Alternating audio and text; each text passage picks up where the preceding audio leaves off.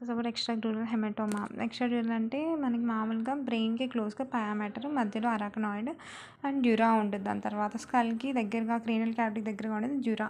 డ్యూరాకి వెనక అవతల అండ్ స్కల్‌కి మధ్యలో ఒకవేళ క్లాట్ కానీ ఫామ్ అయితే it is extra dural haematoma.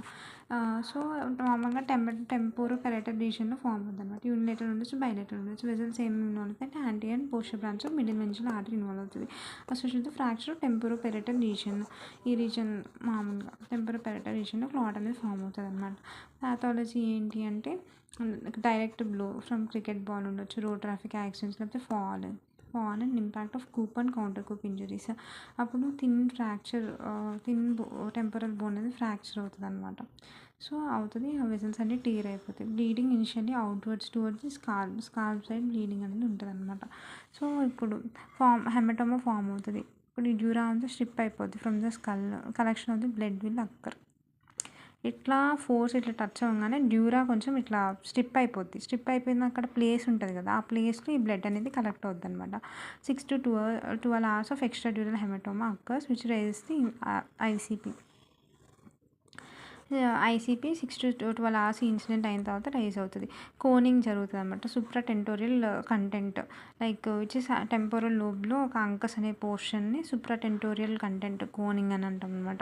అది టెంటోరియల్ హ్యాడస్ ద్వారా కోనింగ్ అనేది జరుగుతుంది. ఇది అప్పుడు మిడ్ బ్రెయిన్ ఏమవుతుంది, ఆపోజిట్ సైడ్కి షిఫ్ట్ అయిపోద్ది. ఆపోజిట్ సైడ్కి షిఫ్ట్ అయినప్పుడు ఏమవుతుందంటే టెంటోరియల్ సెరిబెల్లై ఉంటుంది కదా, దానికి షార్ప్ ఎడ్జ్ ఉంటుంది అనమాట. దానివల్ల ఇది ఇంజురీ కూడా జరుగుతుంది. కార్టికోస్పెనల్ ట్రాక్ట్ అది డికస్టేషన్ ముందు ఏమవుద్ది, opposite side get injured. Before decussation on opposite side get injured. అప్పుడే హెమీ పారాసిస్ వస్తుంది. సో ఇక్కడ ఏమవుతుంది, డికస్టేషన్ అయిపోయిన తర్వాత కానీ అయ్యుండుంటే ఏమవుతుంది, డికస్టేషన్ అయిన తర్వాత అయితే ఇక్కడ క్లాట్ ఉంటే మనకి ఆపోజిట్ సైడ్ వస్తుంది చేంజెస్. కానీ ఇక్కడ డికస్టేషన్కి ముందు అవుతుంది కదా, సో కాబట్టి సేమ్ సైడ్ వస్తుంది అనమాట. సేమ్ సైడ్ హెమటోమా దగ్గర ప్యూపిలరీ చేంజెస్ అనేవి వస్తాయి అనమాట. This effect which is called as Kernohan's notch effect. ఇది important. Kernohan's notch effect అంటే ఈడిహెచ్లో చూస్తామని రాయాలి. ఇంజురీ అయిన తర్వాత ట్రాన్సియెంట్ లాస్ ఆఫ్ కాన్షియస్నెస్ మనకు తెలుసు, ఫారెన్సిక్ నుంచి వస్తుంది. పడిపోతాడు, లేస్తాడు, మళ్ళీ ఆ తర్వాత మళ్ళీ అతనే కొన్నిసార్లు హాస్పిటల్కి రావచ్చు. లేదా 6 to 12 hours తర్వాత తనకి ఇట్లా కండిషన్ లైక్ డిజీనెస్, కన్ఫ్యూషన్ అట్లా అన్నీ వచ్చి రావచ్చు అనమాట. Due to rise intracranial pressure, coning and its effects. దానివల్ల క్రూషియల్ టైం గ్రాఫ్ని లూసిడ్ ఇంటర్వల్ అంటాం అనమాట. Clinical features transient loss of consciousness ఉంటుంది. బ్లో ఆర్ ఫాల్ హిస్టరీ చూపిస్తాం. Patient soon regains consciousness again after 6 to 12 hours తర్వాత మళ్ళీ deterioration ఉంటుంది. ఇక్కడ అంతా చూపించారు చూడండి, ఇదే క్లాట్ అనుకుంటా.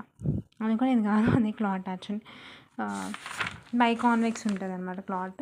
అది మళ్ళీ పేషెంట్ కన్ఫ్యూషన్, ఇరిటబిలిటీ, డ్రౌజినెస్ వాటితో సేమ్ సైడ్ ఆఫ్ ఇంజరీ దగ్గర వస్తాడు పేషెంట్.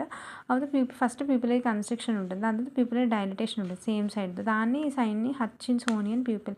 యాక్చువల్లీ దీన్ని ఎక్స్ప్లెయిన్ చేయడానికి నేను ఇప్పుడు క్లాస్ చెప్తున్నాను అనమాట.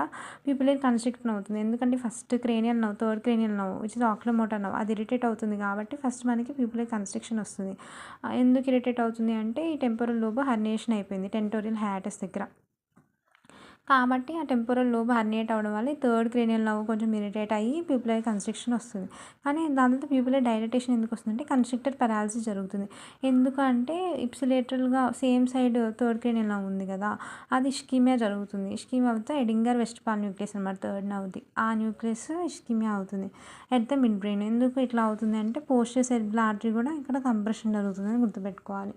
కాబట్టి మనం ఏం చేయాలి, బర్హోల్ డీకంప్రెషన్ చేయాలి the same side of hutchinsonian pupil.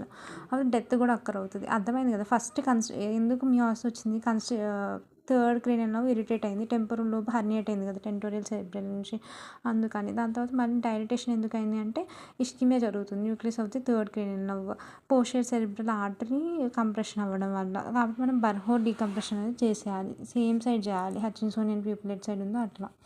దాని తర్వాత డెత్ కూడా అక్కర్ అవుద్ది డ్యూ టు మనం కానీ ఇమీడియట్ సర్జికల్ ఇంటర్వెన్షన్ చేయలేదనుకో, బర్హోల్ డీకంప్రెషన్ చేయలేదనుకో మనకి డెత్ అక్కర్ అవుద్ది అన్నమాట.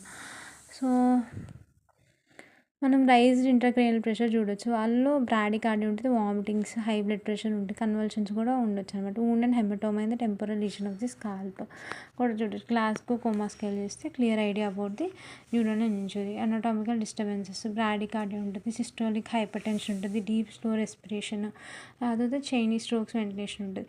కుషింగ్ స్ట్రాడ్ అంటే raised intracranial pressure, bradycardia and hypertension, respiratory irregularities ఇవన్నీ ఉంటాయి. Cushing triad important. Cushing స్ట్రాడ్, bradycardia, hypertension, respiratory irregularities.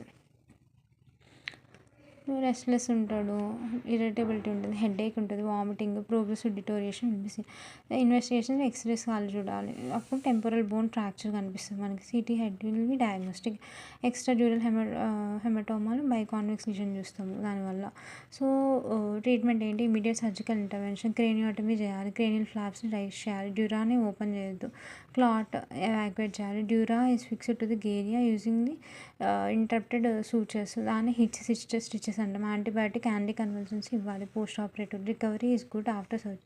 Treatment earliest surgery, evacuation కావాలి. 5 centimetres vertical injection ఇస్తాం temporal region.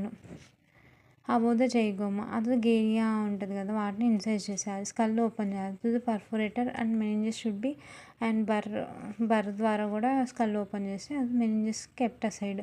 Black currant, red chilli clot ఉంటుంది ఆ ఏరియాలో, దాన్ని evacuate చేయాలి. Bleeding వెజల్స్ని కాటరైజ్ చేయాలి. Bipolar cautery. Dural stitches place చేయాలి. Opposite side if need to be should be evacuated. Antibiotics, anti convulsants and 6 general measures, catheter, fluid therapy. Prevention of post-traumatic complications. Post-traumatic epilepsy, meningitis and post-traumatic amnesia ఉంటుంది అనమాట. That's it guys about extra dural